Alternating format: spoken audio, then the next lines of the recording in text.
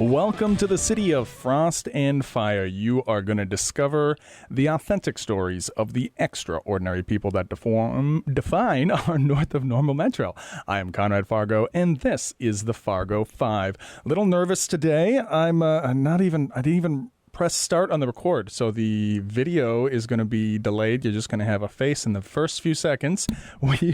We have a huge guest. That's why I'm so nervous here. It's Patrick Kirby. You nailed it. The founder. Yeah, no, I am fudging it all up. You're the founder of Do Gooder Bed. I can do better than this. Do Good Better Consulting. You got there. That's it's funny about that name too. I enjoy people actually saying that out loud. Like, are you the do gooder better guy, or are you the gooder better doer guy? It's very interesting. What I want to know is if somebody said to themselves, if they were to see Patrick Kirby and all that you got going on, and they said to themselves, I want to do that. I want to be Patrick Kirby. Where would they even start? Where does it begin? What's the origin story of this superhero? Sure. Well, I appreciate that. I would start by growing up in Bloomington, Richfield, Minnesota, so little southern Minneapolis suburbs, and then I would start going to Catholic schools and doing 1.5 million fundraisers during Catholic schools. And then what I would do, if I were you, I would immediately go and get a politics degree out of Loras College in Dubuque, Iowa. And from that politics degree, I would consider having the audacity at 24 to run for office. And then if you're insane enough to do that, then I want you to lose so horribly in the election because you think you know everything as being a politics major.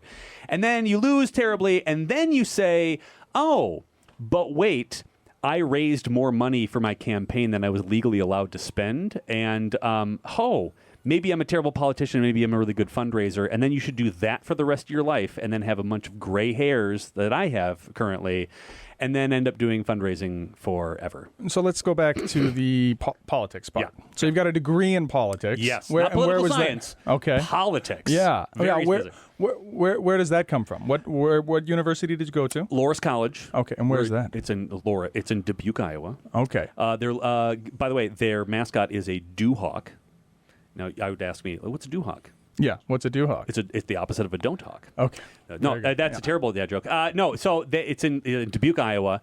Flyover country, small town, Americana, great. One of my favorite things in the entire world. And I got really into politics in high school anyway, because I kind of dropped in obsessive in this, back in 96, and I was obsessed with it. And I'm like, that's what I'm going to do. I'm going to be an elected official for the rest of my life. That's what I want to do. And it turned out to be quite the opposite. It's delightful. Why would you be obsessed with politics? I don't know. I just love the whole negotiation thing. I love the back dealing. I love momentum building. I like team building. I love the idea that you can have this is what I want and this is what you want, and there's got to be some common ground thing. I like the fight. I like the debate. I like I liked the civility of what it used to be, in the sense of we can disagree in front, but in sort of closed doors, we understand that there's a greater good. I loved that idealistic sort of thing about politics, and I was obsessed with a long time. So recording this on election day is really kind of my favorite thing in the entire world. Well,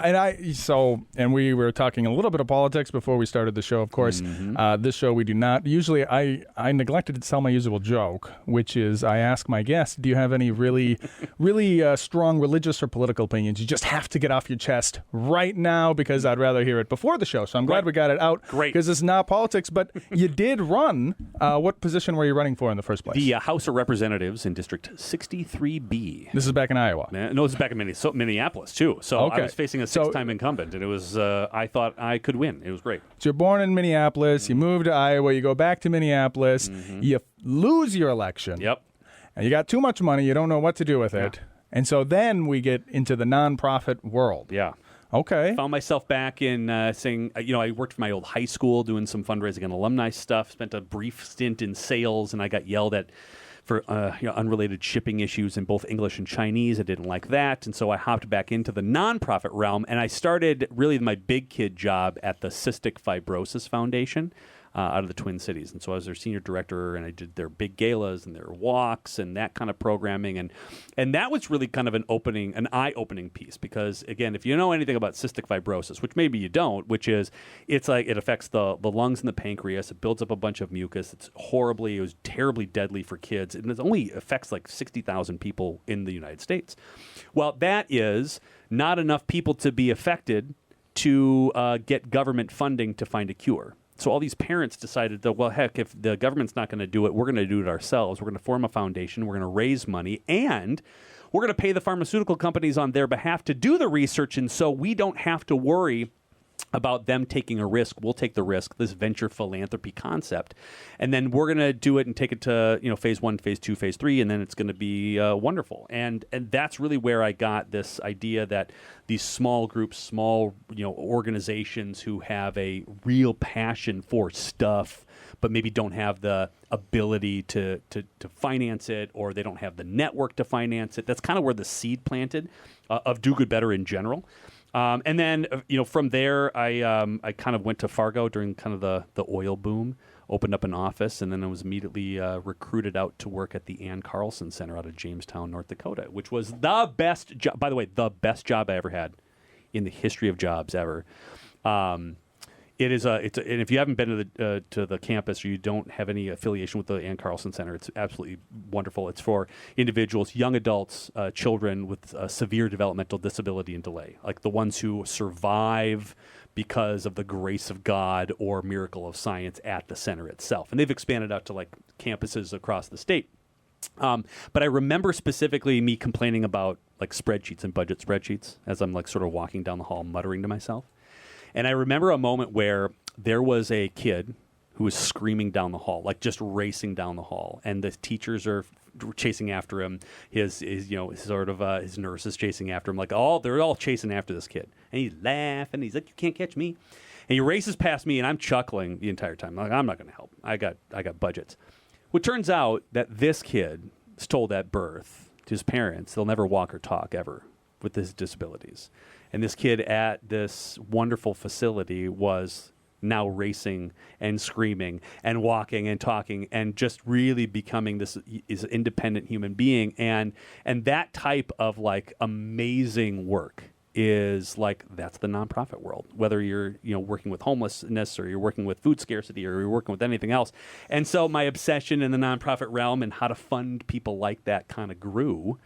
And then by a number of years later, I said, I could probably do this for a lot of people. So maybe I should start my own thing. And then that's kind of where Do Good Better kind of was created, was this, I think I can teach people how to do some fundraising stuff. And I can teach a lot of people fundraising stuff rather than just a entity. And that's kind of where Do Good Better was formed.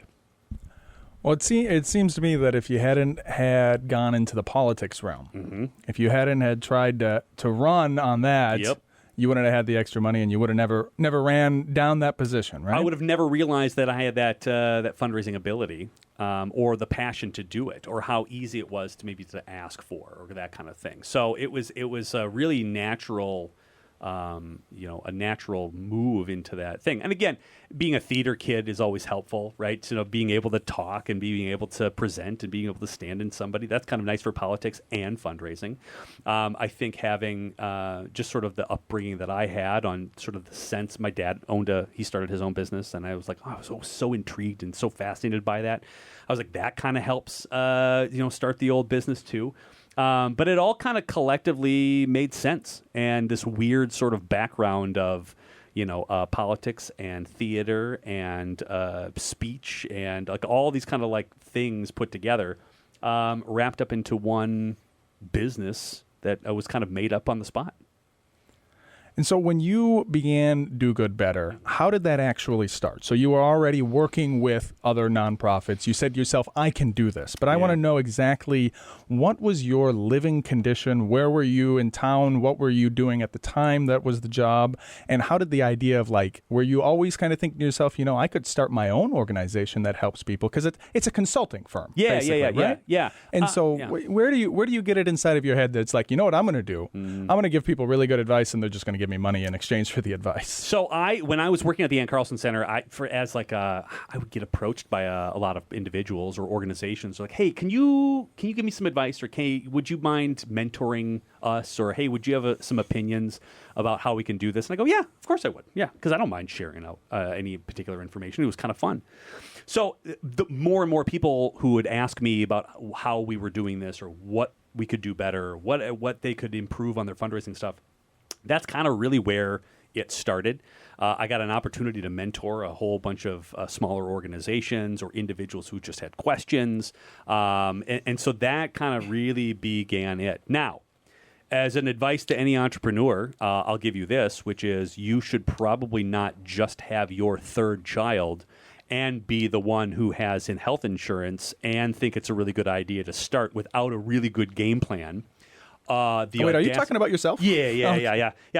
So you should probably do a little bit more digging on that end, because that's probably the responsible thing to do. But I really had this idea, as audacious as it was. I had this idea that I could do it.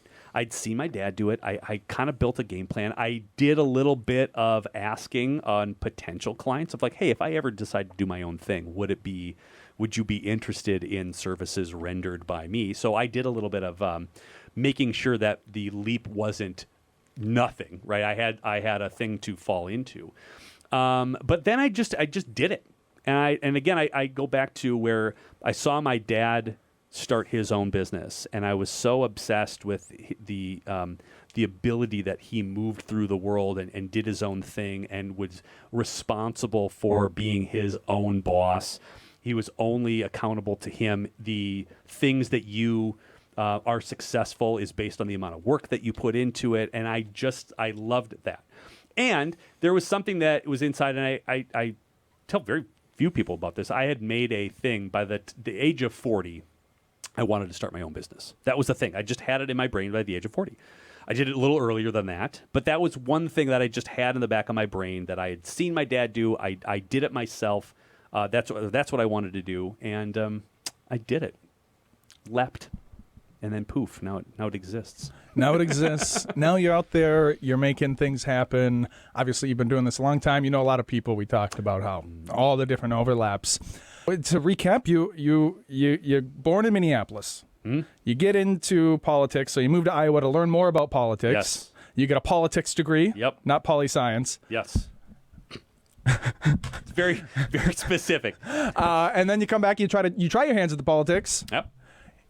You work around, you get way more money than you know what to do with, which that's a great trick if you know how to do it. And by the way, if you run for office and you raise so much money, you can't spend it on yourself. So you have to spend it on other things. There's a lot of so you get to buy tickets to other people's events. Yeah. So you get to be the donor to things. So there was a couple of months, I would say even 2 years before my finance person said, just shut this down. I don't want to deal with submitting receipts anymore. But where you get other politicians inviting you to their fundraisers, and you get to use those funds to be a part of it or whatever. Well, and that is interesting that you move from there into the nonprofit world. So it seems like what you developed was a skill for using highly regulated monies. Yeah, it's right. Exactly. It's almost the same, right? A nonprofit and a politics is kind of the same thing, wherein those dollars have to come in and do something very specific. You're going to give them money for a certain thing. You're going to do that certain thing, and it can't be used for anything else. And that is the donor intent. Very well done. Yeah. Very well done. Nice connection. Okay. You know what? Yes. I'm going to start this segment over. It's live radio, but whatever. I'm going to cut that. I'm going to put that in the back end of the Fargo Famous. Yeah. Because that's really what that is intended for. I love that. I didn't get to get anything clever, really, because I was doing troubleshooting those tech issues. Love it. So now we're into Fargo Fun, just like that. See, we don't need the music. No, we don't need, we can turn it up and we can turn it down. Yeah. Do you hear it? You're one of the first people to have, I offer the headphones. Nobody wears them. Oh. So now we're talking Fargo Fun. Yes. We've got stuff that's open to the public. There's all kinds of things going on in Fargo all of the time. All the time. And you are the master of many of them. right? I mean, doing the nonprofit events is what it's all about, right? Yeah. So I find myself either emceeing or working with organizations on their events themselves. And again, the emceeing thing you just kind of fall into just because, you just end up talking a lot. And somebody's got to be the one who gets up in front of the group of people and talks. And I kind of dig it. It's kind of super fun. But then again, you could do, if you wanted to go to an event, you want to go to a fundraiser in town, you could do one every single night, every day of the year. Sometimes 2 a night, because there's so many organizations. There's so many good things that you could do. So picking and choosing some of the ones that you kind of go to is just kind of based on what you love and have an affinity for. Okay, tell me about that. Yeah. So I don't have the same background as you. Sure. If I were to run for politics, I don't think I'd get people to donate me any money. I think who you know, sure, and what you're connected to is going to make a big difference in that kind of a thing. Yeah. So, we talked about your background in Minneapolis, and then when you came back, you were able to raise all those funds. How is it that you were able to bring all that together? Was it really just by door knocking, or what do you think it is that's the kernel that brings that money together on those kinds of issues? It's being very transparent and impact driven. Like, I'm going to do this with your funding, right? So my intention, if you're running for office, for example, or a nonprofit event, or a nonprofit. I mean, this is the same. All the same, it's man. The same. I'm telling you, yes. So if you're running for office, I'm running to get elected to do this. I know you have this specific thing that you are looking to have me represent you for. Fund me, and I'm going to represent you under that issue. That's what it is for. But if you're a nonprofit, right? So let's just say you are an organization for food scarcity, right? You're helping individuals, food bank, for example, right? Helping individuals bridge a gap in having healthy foods for their family, and you can't afford it, and you need to be that particular service.